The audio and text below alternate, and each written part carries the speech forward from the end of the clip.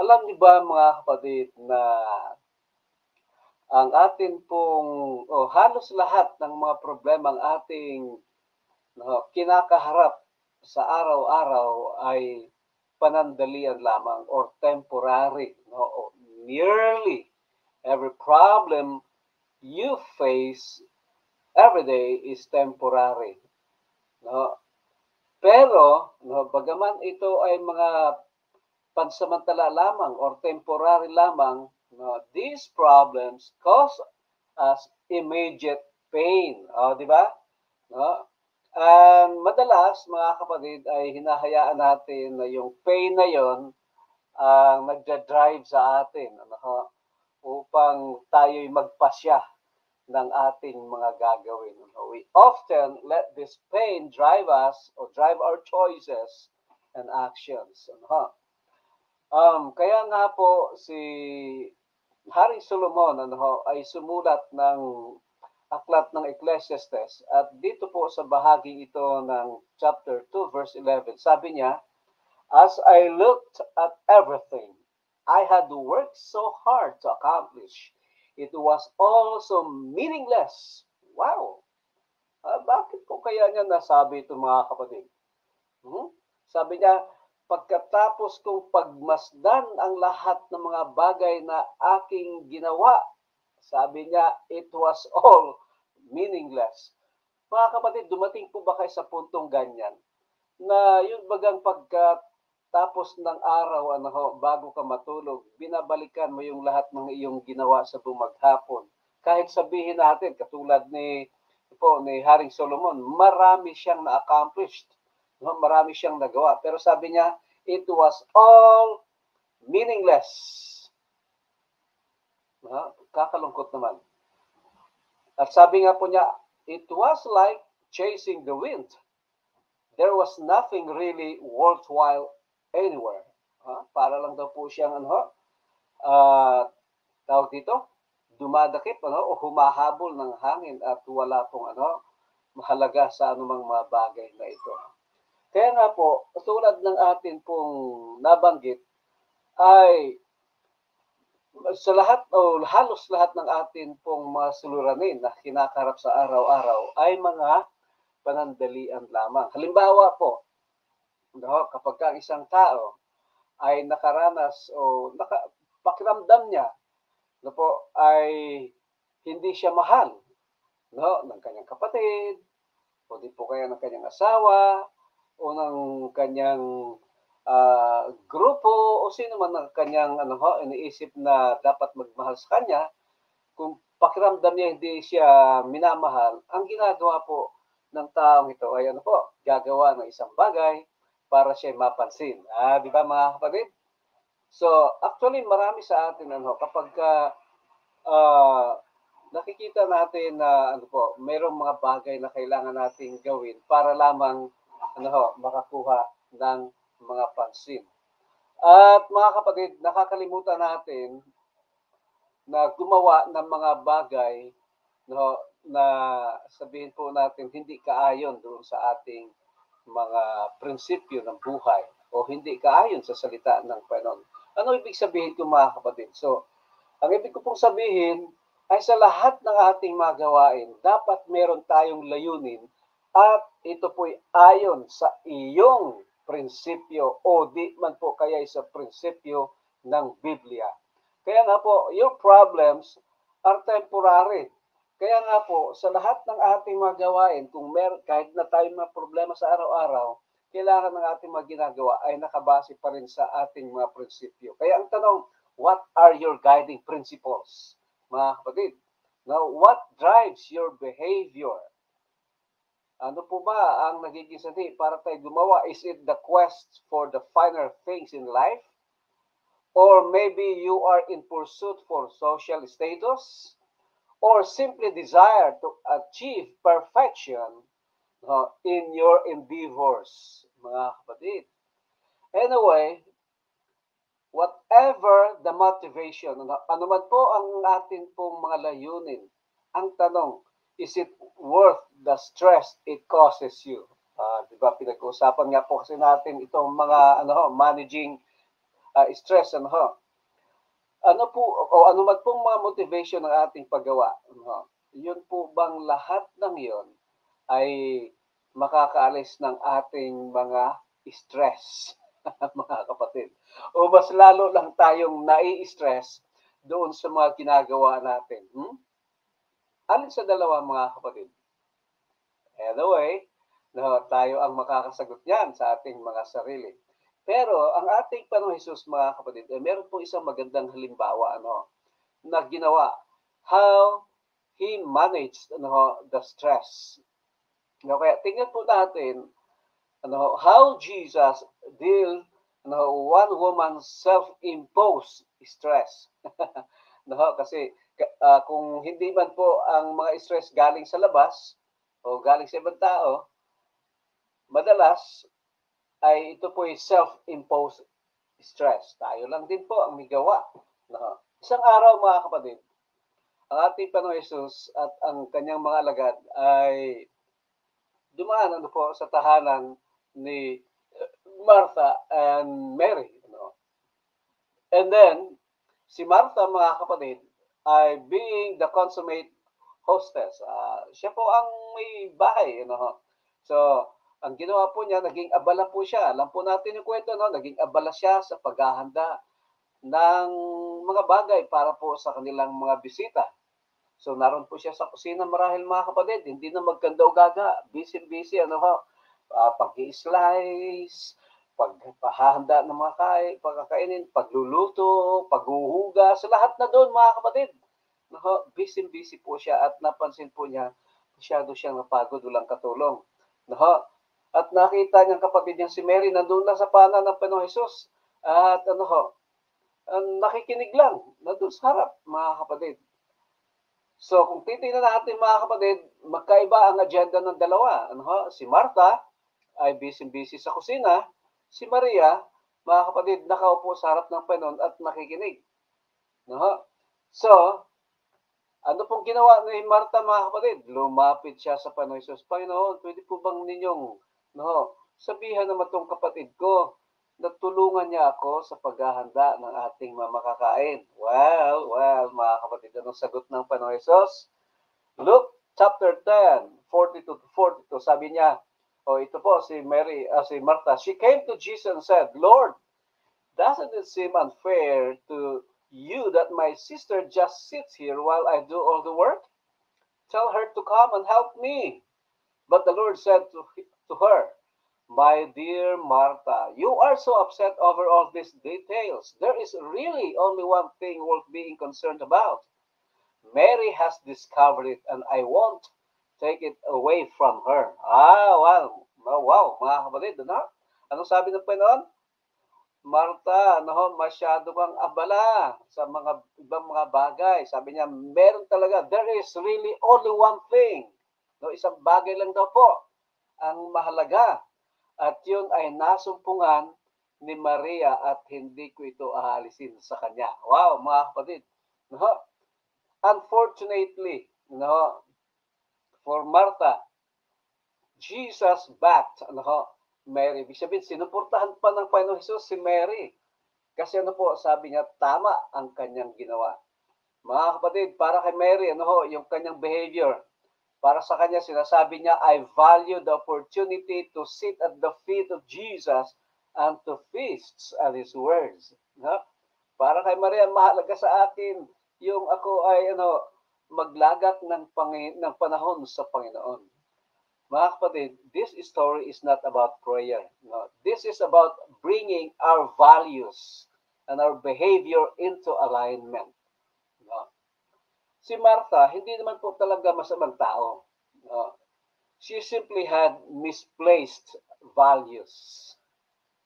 Mga kapatid, gusto ko pong maintindihan natin, values serve as our compass.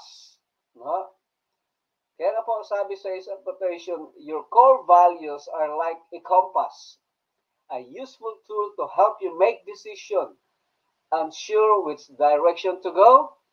Consult the compass to inform your choice. Mga kapatid, Sa lahat po ng mga corporation or sa mga sabihin po natin, mga business establishment, yung pong maraming mga tao, mga gumagawa na ho.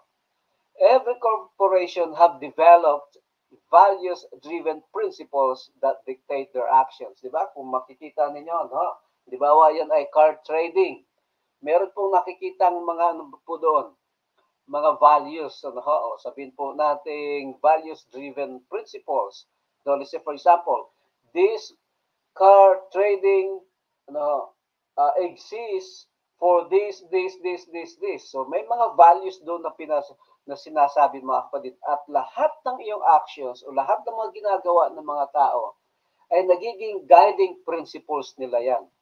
Tandaan ninyo mga kapatid, kapag ka ang mga samahan ay wala pong mga values, yan po ay ano ho, parang strike anywhere, wala silang compass mga kapatid, because values serve as our compass. So, kaya nga po, kahit po sa mga Christian organization, meron po laging mga core values. Halimbawa po, meron akong nakitang isang core values ano po, ng isang company, Christian organization yon. At ang kanila pong core values ay family-oriented, mga kapatid. Pinakikita nila yung the importance of family. Kaya nga po, lahat ng mga workers doon sa opisina yon, ano, ay sa kanilang policy, wala pong overtime.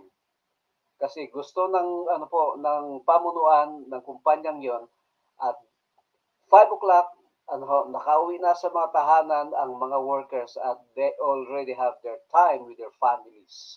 So ganyan mga kapatid ano. So our values are our internal navigational o navigation system mga kapatid. No? So, kaya nga po kapag pumili tayo ng ating mga gagawin, dapat po meron tayong prinsipyo, merong values, ano, at ito po ay nakabase sa ating mga values mga kapatid. Kaya kung tatanungin tayo ngayon, what are your values? What are your guiding principles sa araw-araw ng ating ginagawa? Para hindi tayo nai-stress mga kapatid. Kasi kapag marami tayong ginagawa na hindi po kaayon sa inyong core values, tayo merong iba't ibang values, meron tayong iba't ibang pinahalagan, meron tayong iba't ibang mga prinsipyo. Maraming iba ay galing sa mga ano po, mga nababasa natin, pero marami po ay galing sa mga salita ng Panginoon. Kaya what are your values? Kapag gumawa tayo ng isang bagay, ito po ba ay nakabase doon sa ating mga values or principles? Mga kapatid, kasi kapag hindi, mai-stress ka. Lahat ng iyong gagawin, sabi ni King Solomon, all are in vain, worthless. Kasi hindi po pala kaayon sa ating mga prinsipyo and values. Alam niyo po ba mga kapatid, realize na ako man din po ay maraming mga nagagawa na hindi po kaayon sa akin po personal na mga prinsipyo or mga values mga kapatid. Kaya nga, I suffer a lot. Po, nai-stress tayo sapagkat malayo doon sa mga prinsipyong yan. Now, sa Biblia, meron pong mga values na mga ilan-ilan lamang na nais ko pong banggitin. Unang-una, ano po, yung the sovereignty of God. No? Ano bang ibig sabihin ng values na ito? Kapag ito ay naging ano po, core value mo, kasama sa isang magiging core values mo or prinsipyo na iyong buhay, katulad ni David, sabi po niya, you saw me before I was born. Every day of my life was recorded in your book. Every moment was laid out before a single day had passed. Alam niyo po mga kapatid, kapag ito po kasama sa yung core values, we can rest in the knowledge that God has the last word on everything that concerns us. Samantalang hindi naman po pinakikita ng Panginoon na parang isang katulad ng parada, kung ano ang ating magiging buhay mula po sa pasimula hanggang sa katapusan. Pero makakatiyak tayo, mga kapatid, na siya ang nangunguna sa ating buhay. At tayo'y magmamarch lamang sa bawat beat ng drum, halimbawa mga kapatid, o tayo'y mag-go forward lamang at susunod sa ating Panginoon.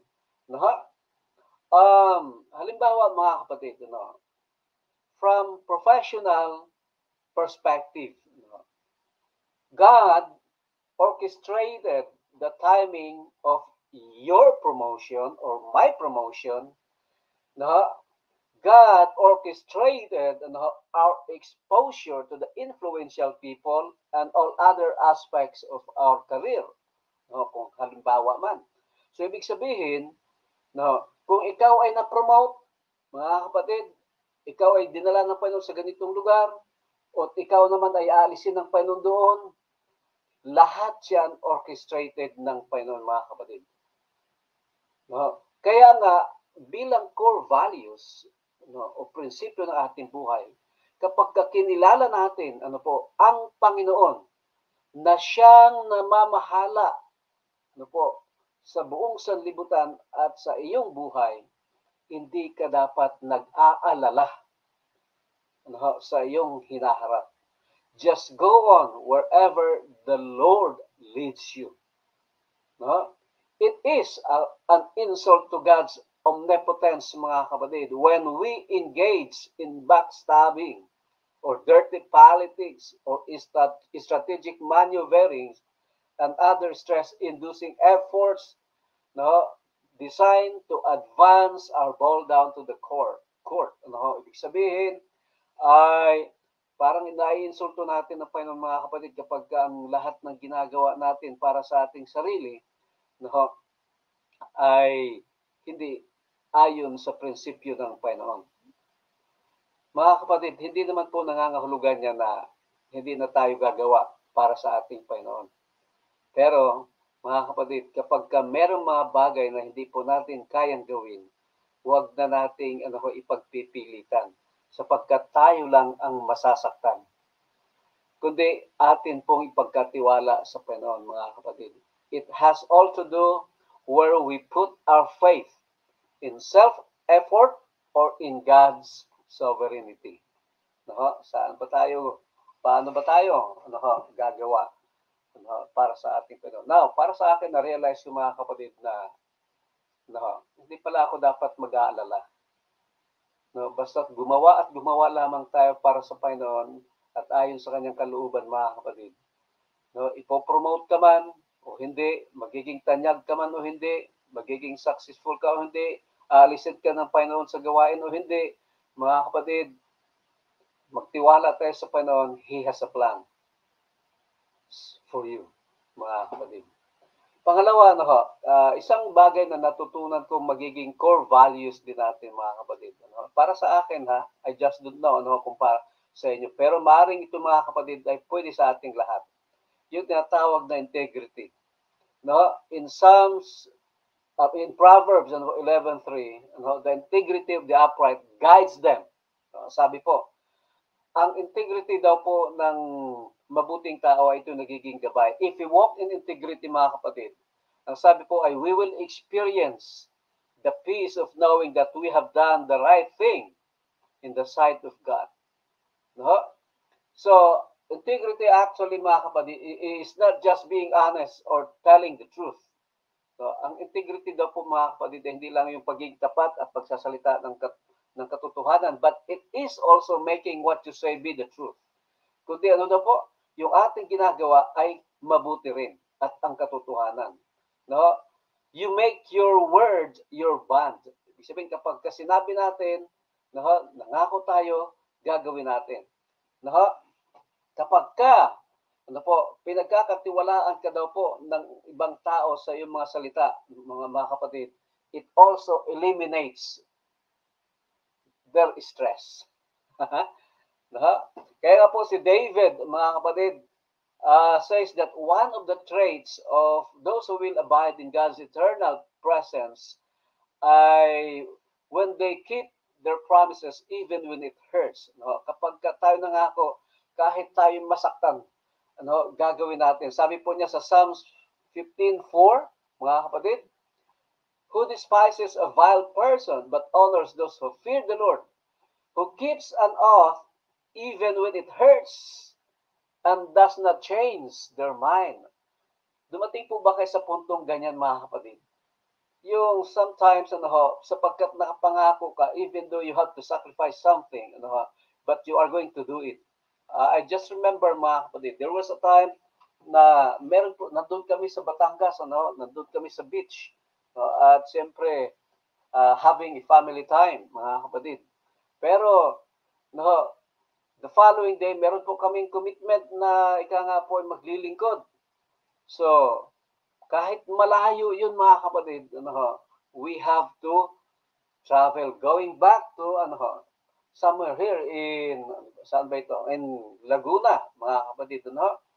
So, kahit na mga kapatid ay malayo at medyo nakakapagod yung biyahe, pero kailangan mong gawin sapagkat nakapangako ka. So sometimes, even when it hurts, ang taong may integrity ay gagawin niya ang kanya pong pangako. Yan, mga kapatid. At isa po ay sabi po sa atin yung tinatawag na humility. Kailangan din daw po tayo magkaroon nitong core values na ito ng pagpakumbaba. Sino po sa atin dito, ngayon sa mga nakakapakinig ng ating pag-aaral, ang magsasabi pong siya'y mapagpakumbaba? Taas po ang kamay. Or kayo po ay mag-sign dyan, ng kamay. Or sabihin po natin, amen, praying hands. Tingnan natin, sino po magsasabi dito na sila ay humble, mga kapatid. Sabi po sa atin, isa po ito sa core values na kailangan magkaroon tayo. In Proverbs 15:33, fear of the Lord teaches a person to be wise. Humility precedes honor. Wow, mga kapatid. Now, humility is not a sense of unworthiness. Rather, an acceptance of our God-given strength and our allowed weaknesses. Ibig sabihin po, pagka you are humble, ay tinatanggap mo kung ano yung pinagkakalob sa iyo ng Panginoon, lakas man or kahinaan. Or kung tayo malakas, mga kapatid, our strength should not make us proud. Our authority should not make us proud. Our position in the church should not make us proud, mga kapatid. Our position in the community should not make us proud. But our weakness also should not make us anxious. Kung tayo mahihina, mga kapatid, huwag naman tayo magiging kawawang magmumukhang kawawa. Kasi ay kaya tayo nandiyan sa kalagayan na yan because tayo ay nasa ating mga Panginoon. Kaya nga po, kapag dumating sa panahon na parang pakiramdam natin, hindi ko kaya to, mga kapatid, pero alam mo may kakayanan ka. Hindi po yun humility. Halimbawa, kapatid, gumanta ka naman. Kapatid, ikaw ay magsalita naman. Mag-speaker ka. Kaya mo naman. Pero sabihin mo, sorry, hindi ko yan kaya. That's not humility, mga kapatid. Pero meron po talaga mga pagkakataon na nanghihina tayo at wala tayong lakas kahit na gustong-gusto mong gumawa. Pero ay parang hindi mo kaya. Yung sinasabing the spirit is willing but the flesh is weak. May pangako ang Panginoon diyan, mga kapatid. Sabi po sa atin in 2 Corinthians 12:9, my grace is sufficient for you. My strength is made perfect in weakness. Yan, sabi po ni Apostol Paul. Next, mga kapatid, equality. Ito po ay magandang core values na mapasa atin. Ang sabi po ng Romans 2:11, for God does not show favoritism.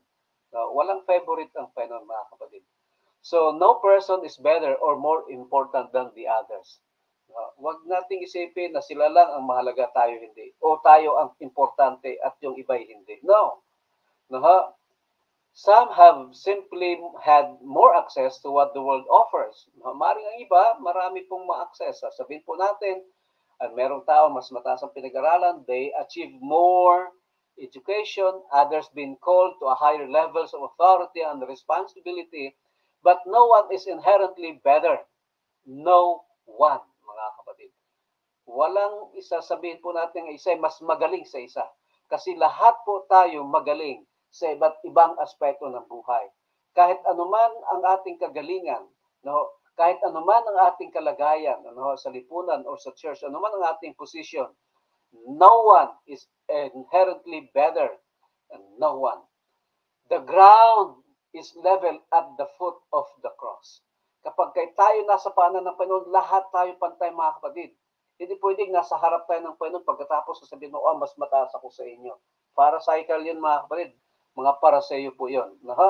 So no matter what our situation in life, we are to treat everyone with the same respect. Igalang pa rin natin kahit ano po ang mga kalagayan ng mga tao. Ano man ang ating mga kalagayan sa isa't isa. We are to treat everyone with the same respect. Next, generosity, mga kapatid. In Luke 6:38, sabi po sa atin, give and it will be given to you. A good measure, pressed down, shaken together, and running over, will be poured into your lap. For with the measure you use, it will be measured to you. So, kung titingnan natin dito, mga kapatid, at tumatanggap ay yung nagbibigay. At kung gaano daw po kaliit o kalaki ang ating binibigay, ganun din po ang bumabalik sa atin. Pero kapag tayo nagbigay ng masagana, mga kapatid, ng marami, ang babalik din po ay marami. Sabi nga po ay siksik, liglig, at umaapaw pa. Mga kapatid, naranasan niyo po ba yung ganyan, mga kapatid? Kapag isa po sa ating core values ay maging matulungin, generous, mapagbigay, mga kapatid, ay talagang mas lalo tayong pagpapalain ng Panginoon. Lalo na sa mga gawain na sabihin po nato yung mga independent ministry, mga self-supporting ministry, mga kapatid. Just like what we are doing, we are self-supporting ministry, mga kapatid. Hindi po katulad ng mga ibang mga organization that they are receiving their remuneration. So, marami po tayo niyan actually, mga kapatid. At kailangan po ng ating mga support. So, kapag tayo ay sumusuporta sa ganito mga gawain, lalo tayong pinagpapala ng Panginoon. Hindi yan galing sa akin, Basahin niyo, mga kapatid, ang salita ng Panginoon in Luke 6:38. So, anyway, kung sa pagbibigay, mga kapatid, we are never more like God than when we give. And we can never beat Him at giving. Mga kapatid, alam natin, kung tungkol naman sa pagbibigay, walang hihigit sa ating Panginoong Hesus. Lahat ay binigay kahit ang kanyang buhay. So we have no need to be anxious about not having enough if we extend generosity to others. Mga kapatid, kapag tayo nagbibigay, hindi tayo ang nawawalan. So sabi ng Biblia, kundi mas lalo tayong tumatanggap. At napakarami pa, mga kapatid, kung pag-uusapan ang mga core values, marami pong mababasa tayo sa Biblia. Pero what I'm trying to say, mga kapatid, ay kung ano man ang iyong prinsipyo sa buhay, ano man ang iyong core values, maging ito man ay galing sa ibang tao sa salita ng Panginoon. The important thing, mga kapatid, is you have to allow your core values to become the internal force that drives your actions. To lessen your stress. Yan pala yung, mga kapatid. Kaya hindi ka manghihinayang sa iyong oras, sa iyong lakas, sa iyong salaping ginugugol at ginagamit sa lahat ng mga bagay kapag ang ginawa mo ay ayon sa iyong core values. Kaya hindi ka mai-stress, mga kapatid. Kaya nga po, ang sabi sa atin ni Ellen White in Education page 225, character building is the most important work ever entrusted to human beings, and never before was its diligent study so important as now. Mga kapatid, so we have to build this character, these core values, these principles based on the Bible. Kasi, mga kapatid, in doing so, we are imitating the character of Jesus Christ. Amen?